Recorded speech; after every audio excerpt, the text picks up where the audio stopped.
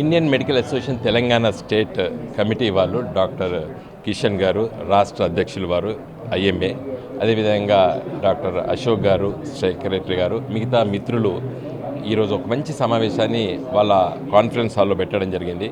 BRS తరఫు నుంచి వెళ్ళి మా రాజ్యసభ ఎంపీ సురేష్ రెడ్డి గారు, నేను హాజరు కావడం, బీజేపీ నుంచి వెళ్ళి ఈటల రాజేందర్ గారు ఎంపీ గారు, కాంగ్రెస్ నుండి డాక్టర్ కావ్య గారు ఎంపీ, అదేవిధంగా డాక్టర్ కవంపల్లి సత్యనారాయణ గారు శాసనసభ్యులు, తర్వాత Gandhi medical college, NIMS hospital నుండి చాలామంది సీనియర్ డాక్టర్స్ రావడం జరిగింది.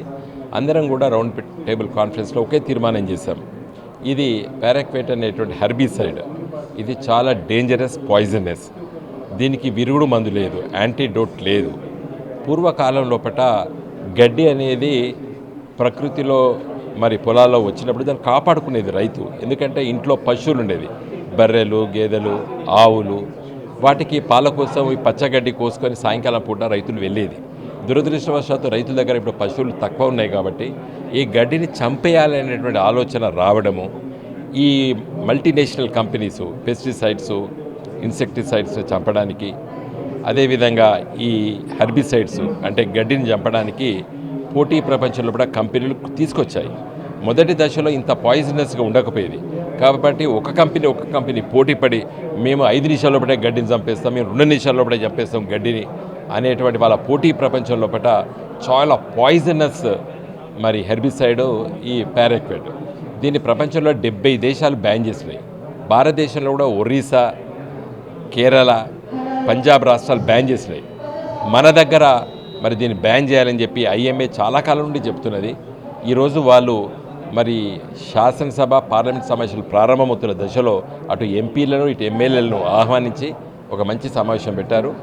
తర్వాత కోదండరెడ్డి గారు రైతు కమిషన్ చైర్మన్ వారు క్యాబినెట్ స్టేటస్ ఉంది, వారు వెంటనే రేవంత్ రెడ్డి గారికి చెప్పి సెక్షన్ 27 ఆఫ్ ది మరి పెస్టిసైడ్స్ యాక్ట్లో ఉన్నటువంటి దాన్ని ఇన్వోక్ చేసి 6 నెలలు ఇమీడియట్గా బ్యాన్ చేపిస్తామని చెప్పి కూడా కోదండరెడ్డి గారు హామీ ఇచ్చారు. మరి పార్లమెంట్లో మాట్లాడి దేశవ్యాప్తంగా కూడా దీన్ని బ్యాన్ చేయాలని చెప్పి డిమాండ్ చేస్తున్నారు. వీళ్ళు ఐఎంఏ వాళ్ళు ఒక రిజల్యూషన్ పాస్ చేశారు, హైదరాబాద్ డిక్లరేషన్. దేశవ్యాప్తంగా దీన్ని బ్యాన్ చేయాలి. మొదటి దశలో రాష్ట్రాల రాష్ట్ర ప్రభుత్వానికి అధికారాలు ఉన్నాయి కాబట్టి 6 మాసాల వరకు వాళ్ళు బ్యాన్ చేసే అధికారం వాళ్ళకు ఉంది కాబట్టి వెంటనే దీన్ని బ్యాన్ చేయాలని చెప్పేసి. తర్వాత నేను మాట్లాడినప్పుడు నేను చెప్పడం ఏంటంటే దీనికి యాంటీడోటే లేదు కాబట్టి ఎంతో లాభార్జన పొందుతున్నటువంటి మల్టీనేషనల్ కంపెనీస్ ఒక ఇన్సెక్టిసైడ్ కానీ, ఒక పెస్టిసైడ్ కానీ, లేకపోతే ఒక హెర్బిసైడ్ ఫార్ములేషన్ వచ్చినప్పుడు దాన్ని యాంటీడోట్ మీద ఎందుకు రీసెర్చ్ చేస్తలేవు పెద్ద పెద్ద కంపెనీలు. ఇలా స్విట్జర్లాండ్ కంపెనీ తయారు చేస్తుంది, స్విట్జర్లాండ్లో బ్యాన్ ఉంది, మరి భారతదేశంలో అమ్ముతుంది స్విట్జర్లాండ్ కంపెనీ. దీన్ని అడిగేటోడు ఇవ్వలేడు.